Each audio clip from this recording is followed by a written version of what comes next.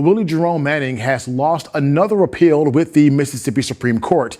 A majority of justices on the high courts denied Manning's request to file for post-conviction relief. They also rejected his plea to go back to circuit court with claims of new evidence. Manning was convicted and sentenced for the case of Mississippi State University students Tiffany Miller and John Steckler in 1992. They were shot on Pat Station Road. The Oktibbeha County man's legal team has long fought the evidence presented in the case and requested more DNA testing. All right, peace and blessings, ladies and gentlemen. Willie Jerome Manning today sits on death row for two separate, unrelated incidents that resulted in the life of two people on each crime. Mr. Manning was approximately 24 years old when falsely accused and charged with these crimes. Now, two separate crimes happened about 2 months apart, one in 1992 and the other in 1993. Now, Manning was convicted on both accounts and sentenced to death. However, in 2013, only 4 hours before his execution, the Mississippi State Supreme Court or Attorney General, or whoever it was, granted him a stay of execution because they found that some DNA evidence had been misused or, misinterpreted. So that was in 2013, May 7th.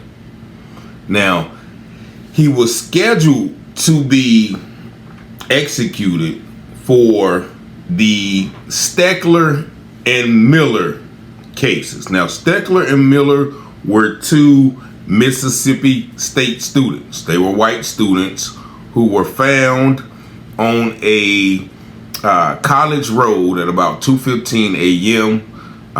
They had been executed. The lady, and her name I think was Tiffany. The lady was, assaulted, and the man was actually ran over by the car. Now, that case, he is still in jail for and actually awaiting execution. He has been granted several stays. He's trying to get in court right now to prove his innocence on that matter. However, the stay of execution gave him a chance to go back to trial on the first case in which he was convicted, and that is the Jefferson Jordan case. Now, these homicides happened about 2 or 3 months after the Steckler Miller cases. Now, these homicides involve a 90-year-old African American lady and her 60-year-old daughter, who were found once again executed in their apartment. Now, this case went back to court on April the 20th because one of the witnesses, and I think this guy's name was Lucius, one of the witnesses recanted his testimony and said that the prosecutor and the police already had his statement written out even before he got to the police station. And this prosecutor, who is named Forrest Allgood, was the prosecutor in both of Willie's cases. This case with the 90-year-old and the 60-year-old daughter, and also the two college students. He was the prosecutor in both cases. However, he has been the prosecutor in 6 other wrongful conviction cases. 6 other wrongful conviction cases. Now, when the lawyers found out about this man's statement, they immediately requested a new trial in the Jemison Jordan case. Now, that is the 2 old ladies. Now, before they even got to a new trial, the judge dismissed the charges against Manning.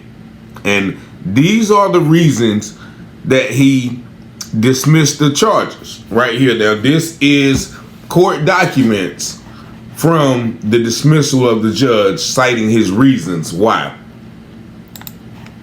And you can look at this: State of Mississippi versus Willie Jerome Manning. The defendant, Willie Jerome Manning, was indicted of the grand jury of Oktibbeha County, Mississippi, for the crimes of 2 counts of capital unalivement. The facts that formed the basis of the indictment surround an incident where 2 elderly victims were unalived in the course of a burglary in Brookville Gardens. That a witness in the case, Kevin Lucius, gave a statement to Oktibbeha County Sheriff Brian Dolph and Starkville Police Captain David Lindley, detailing a conversation Lucius had with the defendant, Manning, whereby the defendant admitted that he unalived the 2 victims in the case and provided specific details of the facts of the unaliving in the presence of Lucius and Manning's brother, Marshawn Manning. That Kevin Lucius testified at trial against Willie Jerome Manning to the same information that was provided in the statement provided to Sheriff Brian and Captain Lindy. That Lucius gave a second statement in the form of affidavit on January 10, 2002, recanting his previous statement in trial testimony by swearing that he testified only because he was afraid of being charged with 2. That Kevin Lucius further recanted his testimony in the statement through his affidavit, stating that he did not provide information that was included in the written statement. Rather, he claimed that the statement was prepared when Sheriff Brian and Captain Lindy came to conduct the interview, meaning the statement that they got him to sign was already prepared. Lucius further recanted his testimony and previous statement through his affidavit, stating Manning never told Lucius that he would not have unalived the old ladies if he had known they didn't have money. Lucius further recanted his testimony and previous statement through his affidavit, stating Manning never told Lucius he went to the ladies' apartment or did anything to them. Kevin Lucius further recanted his testimony and previous statement through his affidavit, stating he never told Sheriff that he saw Manning going into the apartment, and on and on and on. And we'll get down to the 13th paragraph. That due to the fact that a material witness for the state has now changed his testimony in this case on a number of material issues, the state is unable to meet its burden of proof in the above style and numbered case, that in the interest of justice will be served by the issue of an order of nolo prosequi, which means non-prosecuted. So he's going to not be prosecuted for that case, and he was exonerated, basically. So based off the statement of this one person named Kevin Lucius. Now, Kevin Lucius was a career criminal. He was facing a habitual offender offense. That means if you get like 3 felonies, sort of like the 3 strike rules, but he was facing an habitual offender offense. So he was going to be doing a lot of time. And they pretty much told him that, you know, if you say that you saw Manning do this, then, you know, we're going to drop the habitual offender. Now, another person testified against him as well, and that was Lucius' girlfriend or wife, Lakeisha Harris. And she said the same thing, that they saw Manning go into the apartment of the ladies the night that they were unalive. However, when the detectives went and canvassed the building and spoke to residents and spoke to management, the apartment that Lucius and the lady said that they lived in was vacant. And the tenant or the landlord said that he had no record at all of them staying there. Now, the detectives, the prosecutor, and everyone else knew that fact, though it was written on the cards that that particular apartment that they said that they stayed in was vacant, but they withheld that evidence. And not probably much more, but just on those two facts alone, Mr. Manning was exonerated from those charges. Now, once again, those were two African American ladies who were unalived. So they gave him, in the interest of justice, they exonerated him for those things. Now, in the second case, now once again, this is the second case of the Mississippi State students. You see them there. They are two white students. Now, this case also involves another jailhouse niche. It involves Manning's girlfriend, and it also involves more coercion, more persuasion, more overzealous targeting of Manning. Now, they say Manning back in the days, like he was a hustler, they called him Fly. Now, he was a hustler, he had been in trouble before, but I've been in the streets, and sometimes when the police, can't get you on one thing, they will, make all attempts to get you on this things. Now, this story, once again, where Steckler and Miller, it was, said that they had went to a frat party that night, and then, when on their way home, that something happened to them, and some other students found them in the middle of the road bleeding, somewhere in the neighborhood.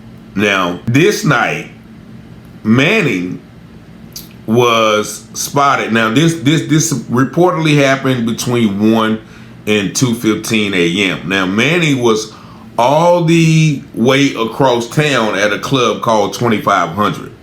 Now, Manning didn't have a car. Witnesses said that on that night, Manning actually asked them for a ride home, in which the person declined. So if it was to happen between 1 and 2, Manning would have not even been physically possible. It wouldn't have been logically possible for Manning to do this. Nevertheless, the story goes that the couple were arriving to her neighborhood, and there was also a car that was broken in at the same time, right? And so their theory is that the two individuals somehow interrupted a robbery or a break-in of the car, and in order to keep them from talking, the person who was just breaking into a car, stealing stuff, took the items out of the car that he was stealing, put them in the car, and it was a two-seater car that Tiffany owned, a MR2. If anybody knows what the MR2 is, that's a little two-seater. So he took both of those people, took them, put them in the car, drove them away, and then, assaulted one of them while, then, unalived the man, and then ran him over with the car. Right? So this was the narrative that the police kind of used. Now, another witness, another jailhouse witness. Now, this witness is currently serving 3 life sentences in Missouri. But this witness is the one who told police that Manning had confessed to him about doing this gruesome crime. However, another witness in which police did not pursue those leads, another witness said that they had heard gunshots around midnight in the direction of this young girl's Tiffany's trailer, and the person yelling sounded like that of a white man, but the police never pursued those leads. Once again, they focused on the break-in of the car, in which the man who owned the car said there were certain items taken from his car that were found at the scene. And the only reason that Manning became a prime suspect, according to the police, that a silver Huggy, now I don't know what a Huggy is, maybe it's a jacket, maybe y'all tell me what it is in the comments, but a silver Huggy was found 5 miles up the road from where he lived. 5 miles up the road from where he lives. Now, even with this case, right, there was several fingerprints taken on the vehicle that was reported, to be the vehicle used by the person who unalived these two people. And it was Tiffany's vehicle. They said there was 32 fingerprints lifted from the vehicle. 16 belonged to Tiffany and John, who were the victims. And the other 16 were unidentified, but none of them matched Manning's.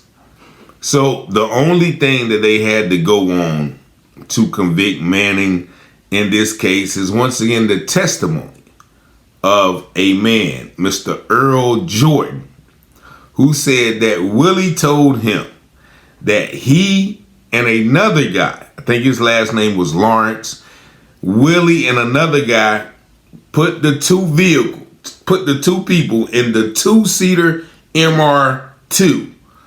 So that's 4 people in a 2-seater, and then the guy Earl Jordan explained how Willie told him how he and the other guy went and committed this act. However, at the time that this act happened, the other guy, Lawrence, was in an Alabama prison doing time.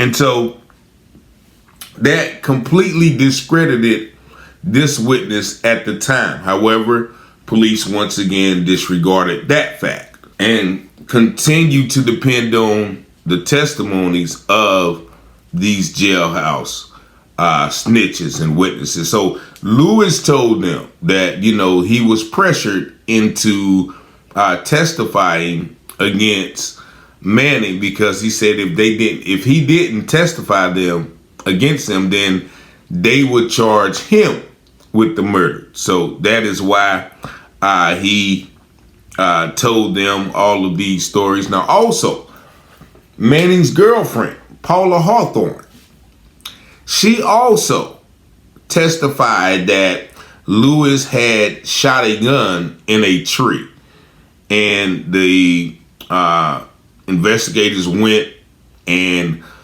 I guess they examined the bullet or whatever, and they said that is the same bullet that was used to unalive Tiffany and John. Also, she stated that she had not seen Mr. Manning for a long time before or after the homicides. However, later on, after she testified and after he was convicted, she also recanted her story, saying that she was pressured. She even said that the police often came by her house and told her, if you testify against him, you won't have to worry about your charges, because Miss Hawthorne had racked up 88 bad checks. And she faced 33 worthless checks, owed $10,000, and faced 10 years in prison. However, with that much pressure over her, the police was able to coerce her. She said that they would come pick her up, buy her church's chicken, buy her furniture, paid her bills or whatever. And then after Manning was convicted, they went and gave her $17,500 exactly in the reward money. Needless to say, all of her charges eventually got dropped. So this is how they managed to convict a man for something that he didn't do. They got to close people around him, and they used and manipulated and withheld evidence. Also, there was some DNA evidence, like I said, that there were hairs found in the vehicle, and they didn't match the victims, and the forensic analysis said, okay, well, this hair belongs to somebody black. Didn't say it belonged to Willie Manning. It said that this hair belongs to somebody black. And so that, based off that analysis, that is how they convicted him. But that is one of the things that held his stay of execution. Now, mind you, once again, he got convicted of these before he got convicted of the crimes against the black people. Now, mind you, he has been already exonerated for those crimes because of the certain witnesses recanting their testimonies. However, in this case, because, and you know, I'm just realizing this, because it is probably two white individuals, that is why the state of Mississippi is not granting him exoneration. When you got the same prosecutor who convicted him in the first case has been exposed of using false witnesses, coercing witnesses, preparing false statements, all of those things.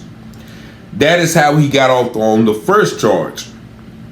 Now you got this same prosecutor who has not only been exposed in this case, but 6 other wrongful conviction cases.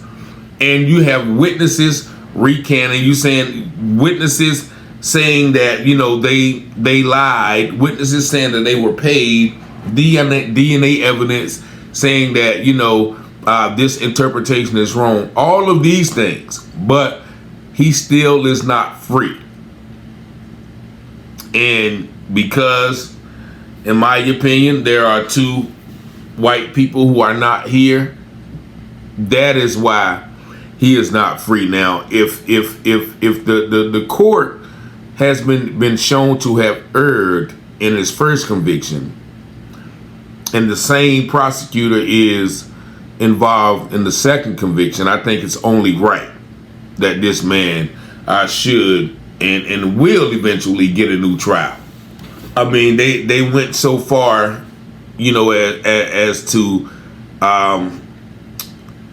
writing down questions for the girlfriend to ask him while he was in jail facing these charges, and they were recording him, and she was trying to get him to confess, but he never did. But because they were paying her bills, they were offering her reprieve from charges. That is why she got on the stand and testified against this man. And so with all of this evidence, you have to ask yourself once again, why is not Mr. Manning free? And they also try to use some of his jailhouse roommates, saying that, you know, one guy, and this is the thing you have to be careful about in jail. One guy told him, yeah, I heard him tell his roommate that, you know, he did this and that and the other. But then when they questioned the roommate, it was like, nah, he never said that. Only thing we did was play cards. And then another jailhouse snitch told him, oh yeah, you know, he told him that he sold a gun. But once again, the other roommate said, nah, only thing we did was play cards. So the whole case against Manning, well, both of these cases against Manning have been proven to be fraudulent, but yet he still sits on death row. Once again, waiting for the courts to get him back in court. And once again, he's already been exonerated of one, and that happened in 2015. But yet and still, he still is waiting for 9 or 10 more years with the overwhelming evidence of his innocence, or at least of police manipulation, false evidence, false statements. So there are people who are still working to free Willie Manning once again in Mississippi, and I even asked the lady, why with all this evidence is he not already exonerated? And she told me, said, look, this is Mississippi we're talking about. They said you got the United States, you got Alabama, Georgia, Florida, and then you got Mississippi. And so Mississippi has long been a targeting, a thorn in the side, if you will, against black men. So this is a case we're going to keep our eye on, and tonight I will have, hopefully, Miss Nancy Lockhart on the show, and she's going to give more details about the case in its entirety. So hopefully you'll tune into that. But please share this video to let the public know about this man who's been on death row for 32 years or so, at least 30 years, for something he did not commit in his 20s. Now he's in his 50s. So yes, this is a case that I think we need to share and get the word out about. So 919-587-7782. Peace and blessings. Y'all have a blessed day. From local stories to Wayne County news, get ready to dive into everything happening in North Carolina with Taylor House Publishing. Got a story to share? Shoot us an email at taylorpublishinghouse@gmail.com. If you're looking to publish your book or need some top-notch mentorship, we've got your back. Join the excitement with the one and only Richard Taylor, right here at Taylor House Publishing. Speak with Richard directly at 919-587-7782. Don't forget to smash that like button, hit subscribe, and invite your family and friends to watch. From Wayne County to the Carolina coast, Taylor House brings the news you love most.